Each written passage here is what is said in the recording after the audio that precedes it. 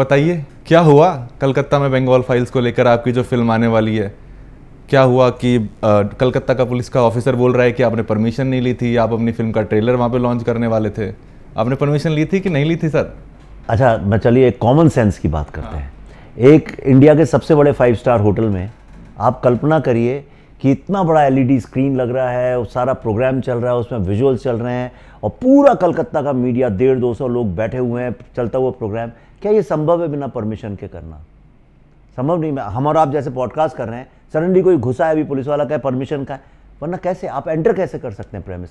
ये सब बातें देखिए, गवर्नमेंट्स इंडिया में इतने लूप होल्स हैं कि गवर्नमेंट के पास इतने पावर्स होते हैं, कुछ भी निकाल सकते हैं, जब जो चाहें कोई भी चीज़ निकाल सकते हैं।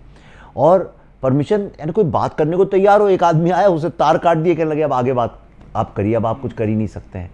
तो वो पहले से डिसाइडेड था। एक्चुअली मेरे से गलती हो गई कि बहुत सारे लोग लिख रहे थे कि आपका तो यहाँ होने ही नहीं देंगे। हमको मल्टीप्लेक्स जिसमें हम कर रहे थे पहले, वो कैंसिल किया गया। जैसे ही मैं एयरपोर्ट पे उतरा मुझे पता चला वो कैंसिल हो गया है। हमने दूसरे मल्टीप्लेक्स से कांटेक्ट किया, वो कैंसिल हो गया। उनने बोला कि सर हम पॉलिटिकली सर्वाइव नहीं कर पाएंगे यहाँ पे अगर हमने दिखा दिया तो और यही यहाँ होटल के साथ हुआ, सेम थिंग।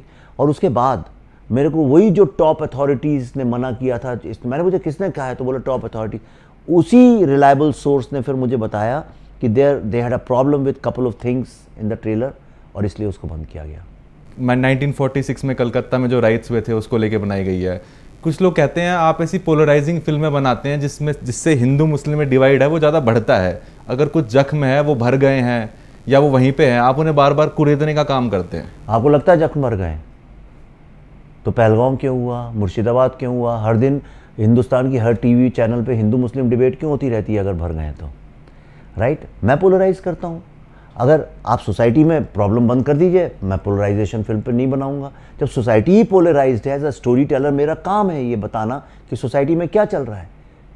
सती प्रथा जब होती थी तो लोग उस पर कहानियाँ लिखा करते थे। आज कास्ट बेस पे फिल्म बनती है क्योंकि फॉल्ट लाइन है हमारी। तो ये फिल्म बनाने का मकसद ये था। मैं एक आपको बात बताना चाहता हूँ कि इंसान की जो हिस्ट्री है 4-5 हज़ार साल की ह्यूमंस की, उसमें सबसे ज़्यादा परसिक्यूटेड और एनस्लेव्ड अगर कोई सोसाइटी है वो हिंदू सोसाइटी है। करेक्ट? लेकिन ये हिंदू जनरेशन, यंग जनरेशन को नहीं पता है। आपको एक भी ज्यू बच्चा ऐसा नहीं मिलेगा जिसको होलोकॉस्ट के बारे में नहीं पता। आपको एक भी ब्लैक बच्चा नहीं मिलेगा जिसको स्लेवरी के बारे में नहीं पता। आपको एक भी ऐसा जैपनीज बच्चा नहीं मिलेगा जिसको हिरोशिमा और नागासाकी के बारे में नहीं पता। आपको रवांडन बच्चा ऐसा नहीं मिलेगा जिसको रवांडन जेनोसाइड के बारे में नहीं पता। लेकिन हिंदू बच्चों को अपने ही हिस्ट्री के जेनोसाइड के बारे में नहीं पता। आपने भी अभी जैसे बोला, आपकी गलती नहीं है, मैं भी यही बोलता था ये फिल्म बनाने के पहले कि वो कलकत्ता में जो राइट्स हुई थी वो राइट्स नहीं थी, वो जेनोसाइड था। प्लैंड जेनोसाइड था? यस, प्लैंड अनाउंस्ड जेनोसाइड था बाय मुस्लिम लीग। जिन्ना ने एक कॉल किया कि देखो प्रॉब्लम क्या था, डायरेक्ट एक्शन का कॉल किया जब पार्टीशन नहीं हो रहा था। एंड ही सेड कि इतना खून बहा दो सड़कों में कि डर के मारे ये लोग हमको पाकिस्तान दें। कलकत्ता उस वक्त कल्चरल कैपिटल थी, एक इंडस्ट्रियल कैपिटल थी वर्ल्ड की, इंडिया की नहीं।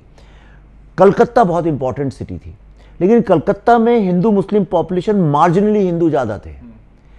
सो सुहरावर्दी जो वहाँ का चीफ मिनिस्टर था, उसने शहीद मीनार से अनाउंस किया 16 अगस्त को।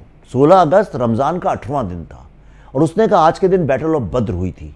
इस दिन 313 मोहम्मद साहब के साथ 313 लोगों ने बुत परस्त जो काफिर लोग हैं, बुत परस्त जो लोग हैं, उनको हराया था। हज़ारों की तादाद के लोग थे। तो उसने बोला कि इतना 2 दिन में इतना खून बहा दो कि डेमोग्राफी चेंज हो जाए, हमारी पॉपुलेशन बढ़ जाए। That was a declared thing. उसके पैम्फलेट्स रिकॉर्डेड, हमारी फिल्म देखिएगा आप, सब चीज़ें ओरिजिनल हैं। पैम्फलेट्स रिकॉर्डेड है, उसकी स्पीचेस रिकॉर्डेड है, उसके डॉक्यूमेंट्स रिकॉर्डेड हैं। पुलिस ने जगह जगह लोगों को जाके, ये जो मुस्लिम गार्ड, जो यंग यूथ विंग था जो मुस्लिम गार्ड का, जिसको मुजीबुर रहमान ने लीड किया, उन्हें सारे पुलिस के तो आर्म्स और वेपन्स और ट्रक्स लेके घूम रहे थे सारी जगह पे। तो एक तरह से ट्रैप कर दिया गया हिंदू पॉपुलेशन को, उनको चारों तरफ से। थोड़ा पुशबैक करना चाहूंगा, लेकिन उस टाइम तो ब्रिटिश पुलिस हुआ करती थी ना 1946 के बाद। नहीं, अब ये देखिए, ये बात मैं आपको बताता हूँ।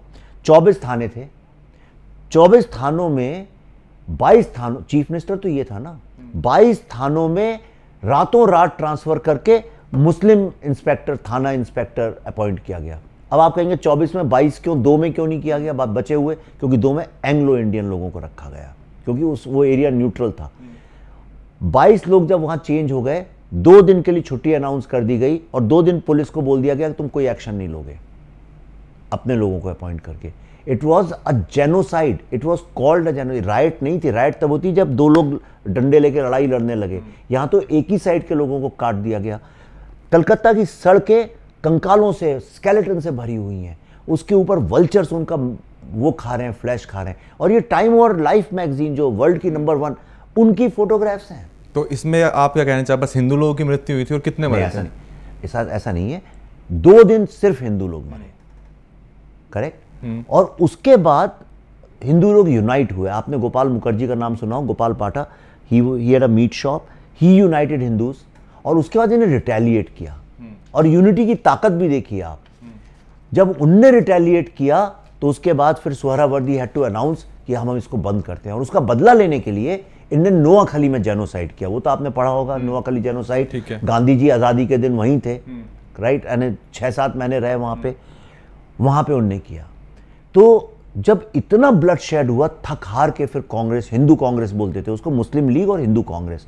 तो हिंदू कांग्रेस, देखिए कितनी विडंबना है, जिसको हिंदू आज कांग्रेस बोलते थे, आज वो मुस्लिम्स के अपीजमेंट के लिए उसको जाना जाता है। ये that's how political cycle changes. तो हिंदू कांग्रेस ने थक हार के, डर के मारे, फिर ultimately they agreed to partition. ये नेहरू जी ने 1962 में एक इंटरव्यू में भी बोला है। आपको ये लगता है कि जो 1946 में जो बंगाल में, कलकत्ता में हुआ, वो एक बहुत बड़ी वजह बना पार्टीशन की? क्योंकि वो नहीं होता तो पार्टीशन, हाँ, क्योंकि लोगों को लगा कि अब अगर बंगाल में ऐसा हो रहा है, कलकत्ता में ऐसा हो रहा है, अगर पार्टीशन नहीं हुआ तो पूरे भारत में ऐसा होगा। वो चालू ही हो गया था। लेकिन अगर डायरेक्ट एक्शन डे नहीं होता तो मेरा तो 100% ऐसा कन्विक्शन है कि शायद पार्टीशन भी नहीं होता।